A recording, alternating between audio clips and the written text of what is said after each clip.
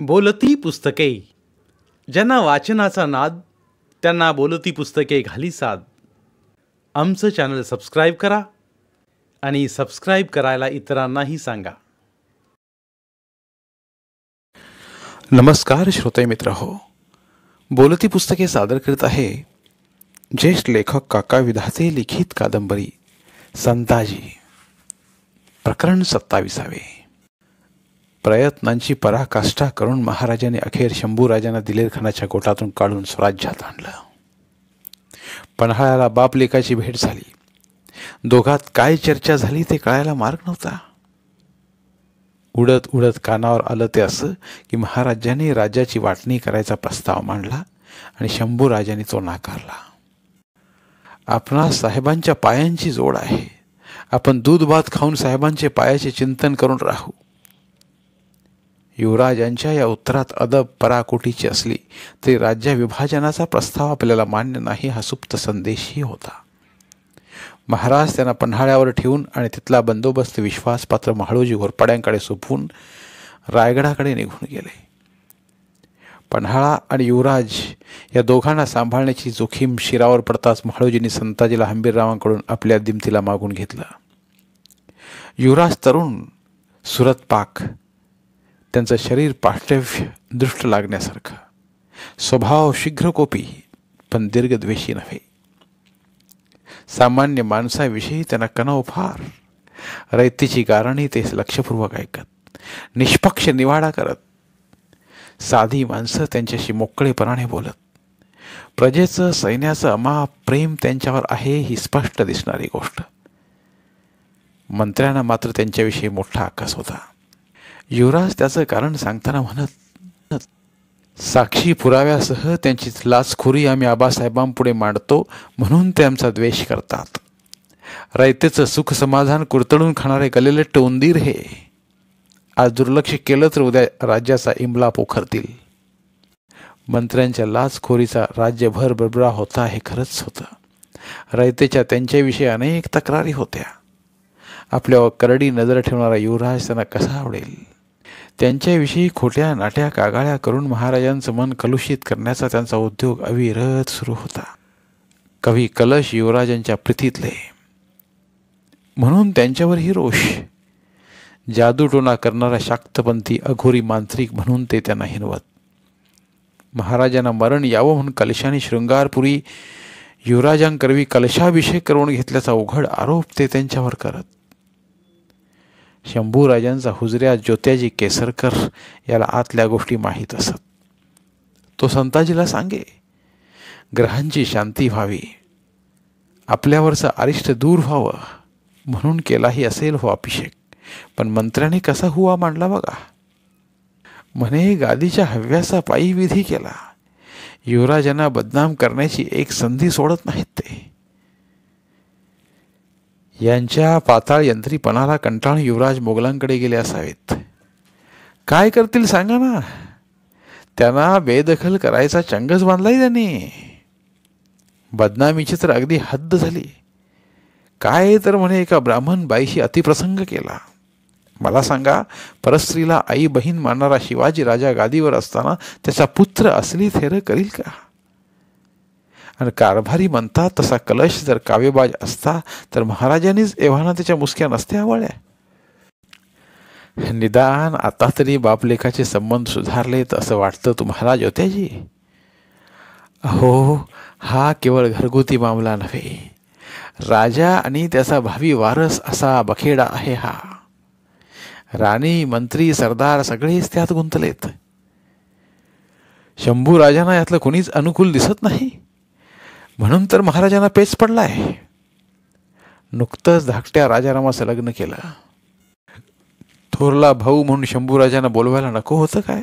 ते पन्हाळ्यावर आणि तिकडे रायगडावर सनईचं उघडे झडतायत.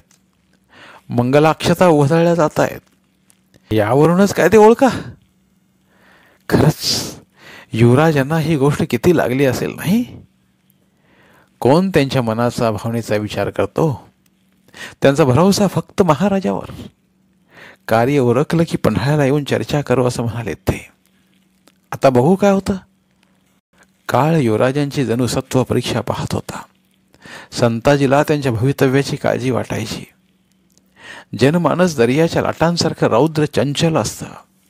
त्यावर स्वार होऊन सुखरूप तरुण जाणं ही सहज साध्य गोष्ट नव्हे.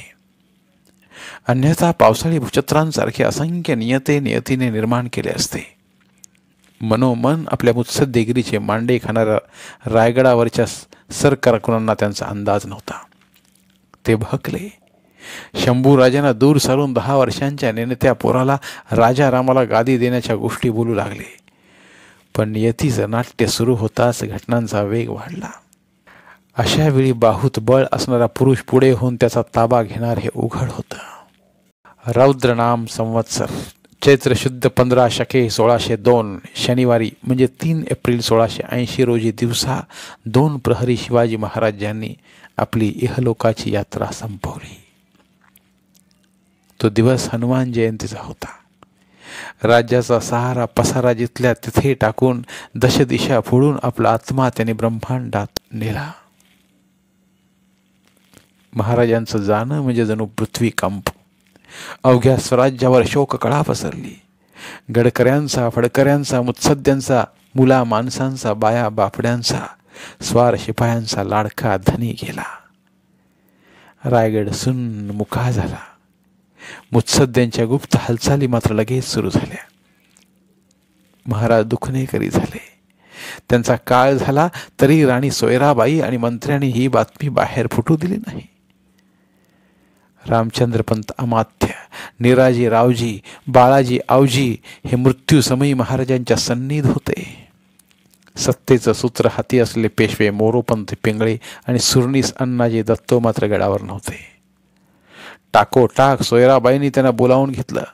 अण्णाजीवर त्यांची सारी मदार.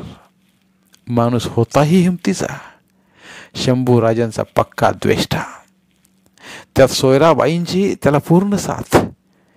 मंत्रिमंडळावर अण्णाजींचा दरारा असा की का म्हणून त्यांना विचारायची कुणाची टाप नव्हती. आल्या आल्या गडावरच्या मसलतीचा त्यांनी ताबा घेतला आणि महाराजांच्या मृत्यूनंतर 17व्या दिवशी राजारामला गादीवरही बसवलं. गडावरची आमदारफ्ती रोखल्यामुळे तिथे काय चाललंय याचा बाहेर मागमूसही नव्हता. पन्हाळ्याचा किल्लेदार बहिर्जी नाईक इंगळे आणि त्याचा मदतनीस विठ्ठल त्रिंबक यांना बातमी कळली होती. ती गुप्त ठेवून शंभूराजावर चौक्या पहारे बसवायची अवघड कामगिरी रायगडाच्या कटवाल्याने त्यांच्यावर सोपवली होती. दोघांनी सोमाजी नाईक बंकी, कृष्णाजी बंकी, सूर्याजी कंक यांना शंभूराजावर कडक नजर ठेवण्याच्या सूचना दिल्या. आपल्या भूतीचा संरक्षक पहारा अचानक वाढल्याचं जाणवताच शंभूराजांनी किल्लेदारला विचारलं, कुणापासून धोका आहे म्हणून तुम्ही आमच्या बंदोबस्तात एवढी वाढ केलीत? शिवाय तुम्ही नि तुमचे लोक असे अस्वस्थ का?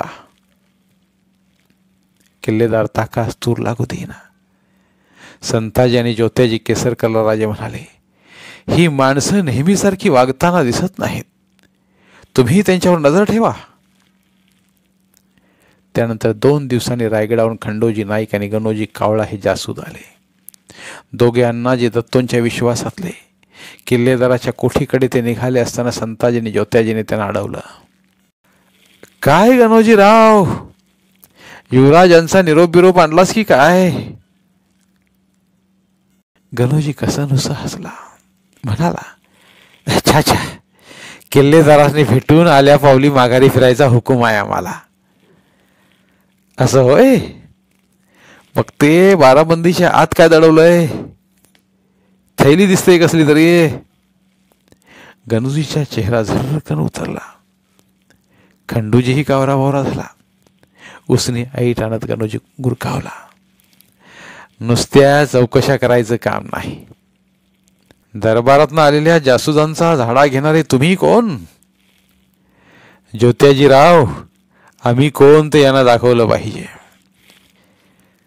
धरा रे या हरामखोरांना.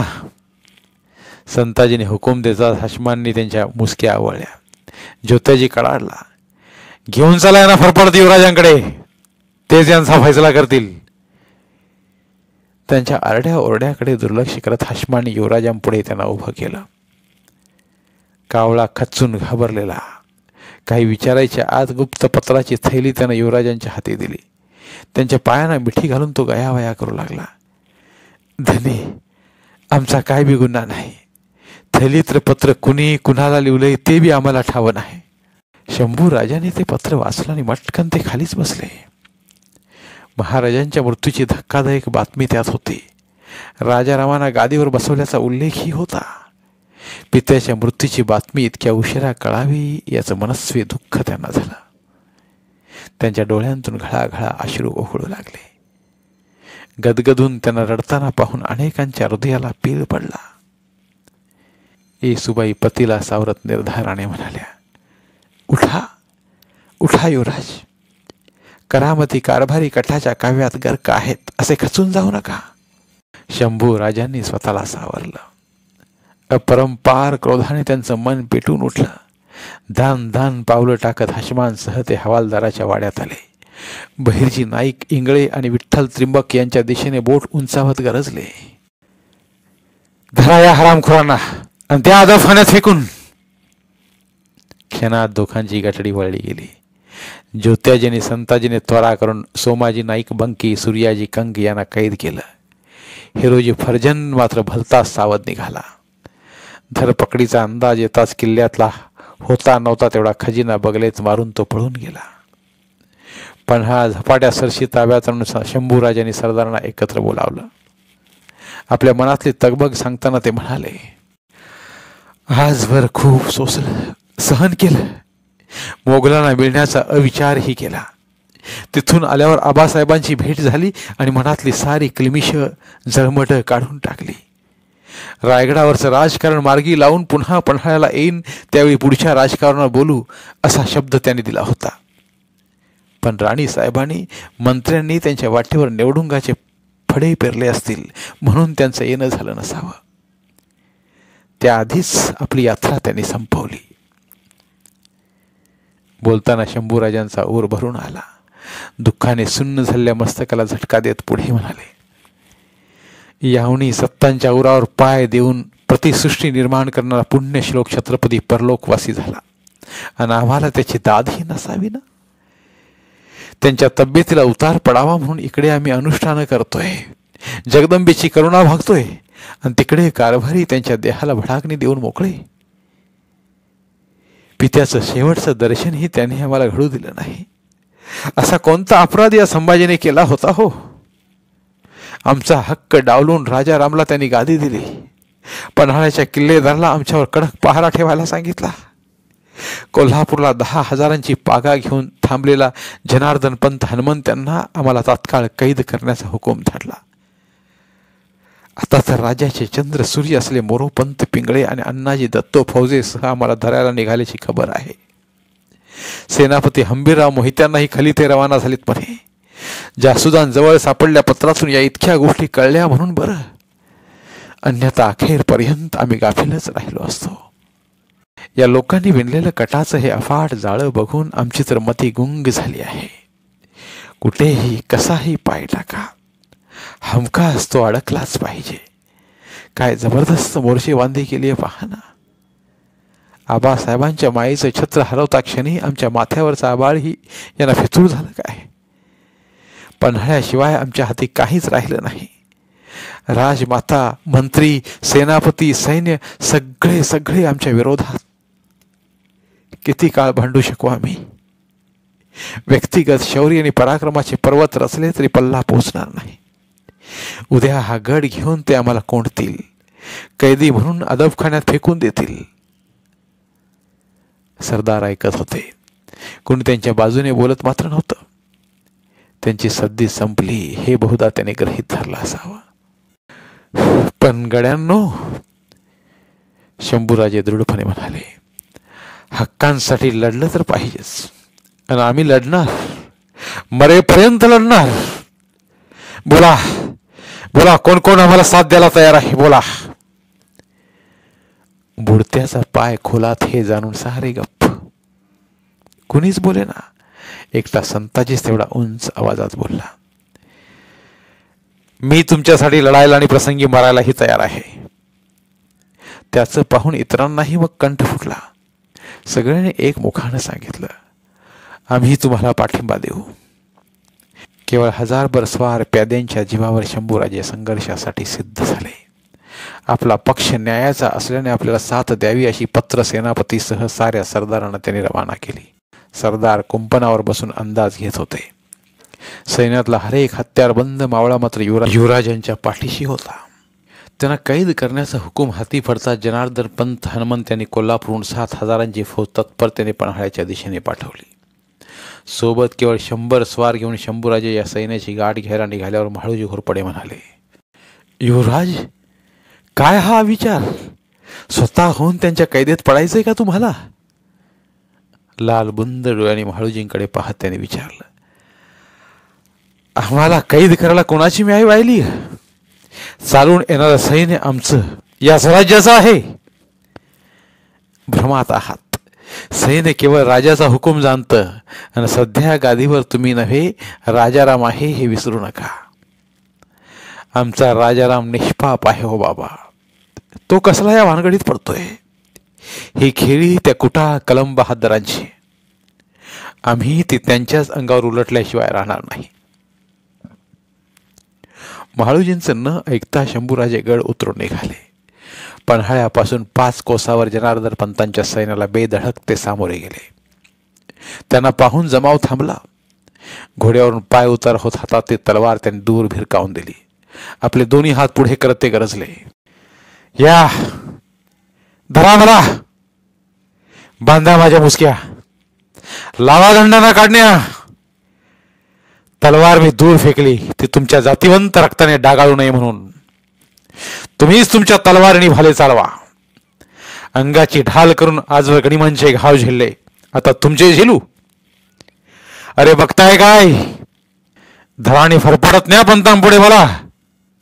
जमाव स्तब्ध, तटस्थ. घोड्यांच्या फुरफुरण्याचाच काय तो आवाज ऐकू येत होता. सैनिकांच्या तोंडून शब्द फुटेना. आपली तलवार उंचावून संताजीने घोषणा केली, बोला छत्रपती संभाजी महाराज की जय. साऱ्या सैन्यातून गगनभेदी गर्जना उठली. सैनिक बेभानपणे त्यांचा जयघोष करू लागले. सरदारांनी कमरेच्या तलवारी त्यांच्या पायावर ठेवल्या. राजे सहजपणे त्या जमावात घुसले. मुजरे झाडत लोकांनी त्यांना वाट करून दिली. रक्ताचा थेंब न सांडता केवळ अफाट हिमतीच्या बळावर 7000चा जमाव त्यांनी जिंकला. त्यांच्या हुकुमासरशी त्याच सैन्याने उलट वळून कोल्हापुरातून जनार्दन पंतांना कैद केलं. प्रसंग अंगावर रोमांच आणणारा. संताजीला एक पटलं, नेतृत्व ही देवदत्त देणगी असते. जनमानस आकर्षित करणारी सुप्त शक्ती निसर्गानेच नेत्याला बहाल केलेली असते. त्यामुळेच लोक त्याचे हुकूम निमूटपणे पाळतात. केवळ कोल्हापूरची पागा ताब्यात आल्याने समस्या संपत नव्हत्या. स्वराज्याचे पेशवे आणि सुरणीस फौजफाटा घेऊन चालून येत होते. हंबीरराव कडाडला. छावणी करून बसलेले सत्तेची खरी चावी त्यांच्या हाती होते. शंभूराजांच्या पत्राचा अद्याप त्यांनी उत्तर दिलेलं नव्हतं. भाषा म्हणून राजारामाला त्यांचा पाठिंबा मिळणार हे सोयराबाई आणि मंत्र्यांनी गृहीत धरलेलं. हंबीररावांचीही तशी इच्छा असणं मानवी स्वभावाला धरून होतं. पण सैन्यावर असलेला शंभूराजांचा जबरदस्त प्रभाव त्यांना दिसत होता. रायगडावरून निघालेले पेशवे मोरोपंत, सुरणीस, अण्णाजी दत्तो बोलणी करण्यासाठी विश्वासाने त्यांच्या गोठात आले. रावाने त्यांना समजावलं, आपण कितीही राजारामाचा काही पक्ष घेतला तरी सैन्याची साथ शंभूराजांना आहे. प्रजेलाही तेच हवे आहेत. शंभूराजांना गादीवर बसवण्याखेरीज आपल्यापुढे गत्यंतर नाही. हटवादी अण्णाजींना ते बिलकुल मान्य नव्हतं. ते ऐकेनात म्हणून नाईलाजास्तव हंबीररावांनी त्यांना आणि मोरोपंतांना बेड्या घातल्या आणि पन्हाळ्याकडे त्यांची रवानगी केली.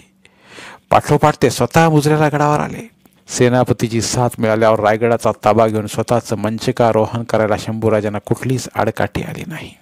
अफाट धैर्य, अविचल आत्मविश्वास आणि स्तिमित करणारी तडफ या बळावर तख्त त्यांनी ताब्यात घेतलं. मंचकारोहणाच्या सोहळ्याची मिठाई रायगडावर पराती भरभरून पन्हाळ्यावर आली. तिचा आस्वाद घेताना म्हाळूजी म्हणाले, तरुण शिवपुत्राने कारभाऱ्यांचा कावा हातोहात गाडला. आपण त्याला साथ दिली पाहिजे. धन्यवाद. उर्वरित कादंबरी पुढील भागात.